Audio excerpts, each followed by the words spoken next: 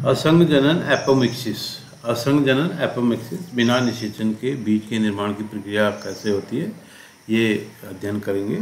और इसके अलावा अध्ययन करेंगे संकर बीज उत्पादन में असंग जनन का उपयोग क्या है। जीव विज्ञान कक्षा वार में एक टॉपिक है ये, इसको आप देखेंगे।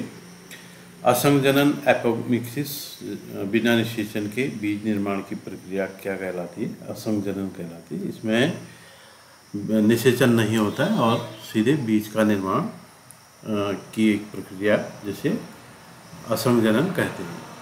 इसमें एक ऐसी प्रक्रिया जिसमें जनन को प्रतिस्थापित कर दिया जाता है और लैंगिक जनन के प्रतिस्थापन की ऐसी अलैंगिक विधि है इसमें बिना युग्मक संलयन के भ्रूण का निर्माण हो जाता है। इसको असंग जनन कहते हैं। तो इसमें एक तरह से ये सोचिए कि लैंगिक जनन को रिप्लेस करके अलैंगिक जनन इसमें होता है। असंग जनन विधि से उत्पन्न पादप जो है असंग जनक या एपोमिक्टिक इसे कहते हैं।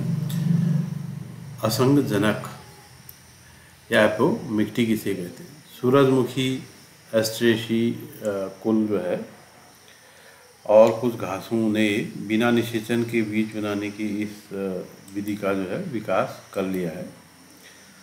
तो असंग जनन एक प्रकार एक ऐसा अलैंगिक जनन है जो लैंगिक जनन की नकल करता है। मतलब इसने लैंगिक जनन को रिप्लेस करके होता अलैंगिक जनन है इसमें। जिसमें लैंगिक जनन में क्या होता है आप जानते हैं, नर तथा मादा युग्मक बनते हैं और उन युग्मक को फर्टिलाइज होने के बाद भ्रूण बनता है या जाइगोट बनता है।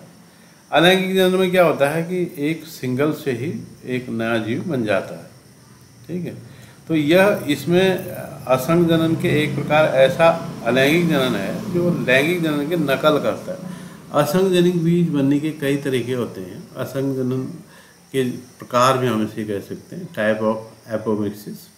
इसमें प्रोफेसर पंचानन माहेश्वरी ने 1950 के अनुसार एक असंग जनन में जो वर्ग हैं 3 वर्गों में उन्होंने विभाजित किया था।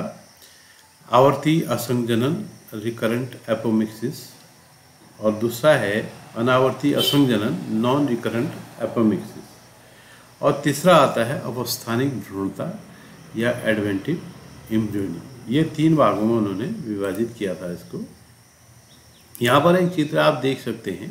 जैसा हमने एपोमिक्सिस में कहा था कि जो पॉलन ग्रेन्स हैं, पॉलन ग्रेन्स जो है लंबी पॉलन ट्यूब बना के इस प्रकार से अंड से फर्टिलाइज होता है, तब जाके लैंगिक जनन में जो जाइगोट है फॉर्मेशन होता है। इसमें ऐसा नहीं होता है। देखिए यहाँ पर देख लीजिए इस चित्र में जो ये नर गैमेट जिसे पॉलन ग्रेन्स कहते हैं, पॉलन ग्रेन्स जो है अंड तक नहीं पहुँचते हैं।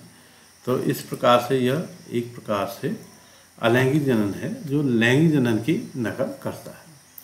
कुछ प्रजातियों में अंडकोश का निर्माण बिना अर्धसूत्री विभाजन के हो जाता है। ऐसी द्विगुणित अंड कोशिकाएं बिना निषेचन के भ्रूण के रूप में विकसित हो जाती हैं। यह क्या कहलाता है, आवर्ती असंग जनन, रिकरेंट एपोमिक्सिस। जैसे आलू का कंद है, गुलाब की टहनी है, पत्थर चिट्टा एक पत्थर में ही उगता है, पत्थर चिट्टा कहते हैं, एक उसकी पत्ती में भी हो जाता है। इसमें अंडकोश का निर्माण बिना अर्धसूत्री विभाजन के हो जाता है। अंडकोश का निर्माण बिना अर्धसूत्री विभाजन के। ऐसी द्विगुणित अंड कोशिकाएं बिना निषेचन के भ्रूण के रूप में विकसित हो जाती हैं। तो यहाँ पर आलू में कंद, गुलाब की टहनी, पत्थर चिट्टा की जो पत्ती है उसमें यह अक्सर पाया जाता है। दूसरी चीज़ आती है अनावर्ती असंग जनन नॉन रिकरेंट एपोमिक्सिस। इसमें क्या होता है कि अगुणित भ्रूणकोश की किसी कोशिका से बिना निषेचन अगुणित भ्रूण का निर्माण हो जाता है, अथवा भ्रूणकोश की अन्य किसी कोशिका से बिना निषेचन के सीधे भ्रूण का विकास हो जाता है। ये अक्सर राजमा में देखा जाता है। तीसरी चीज़ आती है अवस्थानिक भ्रूणता, एडवेंटिव एम्ब्रियोनी। सिट्रस वंशज के जो भी हैं, जो खट्टे मीठे फल हैं और आम में नींबू इत्यादि ये सब सिट्रस में आते हैं। आम की किस्मों भ्रूणकोश के चारों स्थित बीजांड की कुछ कोशिकाएं विभाजन प्रारंभ कर देती है और भ्रूणकोश में प्रवेश कर जाती है। यह द्विगुणित कोशिकाएं भ्रूण के रूप में विकसित हो जाती हैं, अर्थात अपस्थानिक भ्रूणता में भ्रूण का उत्पादन भ्रूणकोश के अतिरिक्त बीजांड की किसी अन्य कोशिका से होता है। बीजांड की किसी अन्य कोशिका से होता है। तो इस दशा में पीढ़ी एकांतर प्रदर्शित नहीं होता, क्योंकि इसमें निर्माण में युग्मोद्भिद की कोई भूमिका नहीं होती है। मतलब युग्मक निर्माण की कोई भूमिका इसमें नहीं होती है। इसमें जैसे मेगास्पोर है, मदर सेल है, 2n है, उसी से जो है वही 2n जो है मेगास्पोर मदर सेल डेवलप होता है और एक नया जीव बन जाता है इसमें। अब बात करते हैं संकर बीज उत्पादन में असंजनन का उपयोग। संकर बीज जो हाइब्रिड सीड आप कहते हैं, जो आजकल बहुत चला है कई चीज़ों में, तो इसमें असंजनन का क्या उपयोग है ये समझने की ज़रूरत है। इसमें क्या है, बहुत से हमारे खाद्य और साग फसलों में संकर किस्मों से उगाया जाता है और संकर किस्मों में खेती के उत्पादन को आजकल बहुत बढ़ा दिया है। और संकर बीजों की एक समस्या यह है कि इसमें हर साल उगाया या पैदा किया जाता है। यदि एक संकर बीज असंजनन से तैयार की जाती है तो संतति में कोई पृथक्करण की विशेषताएं नहीं होती है।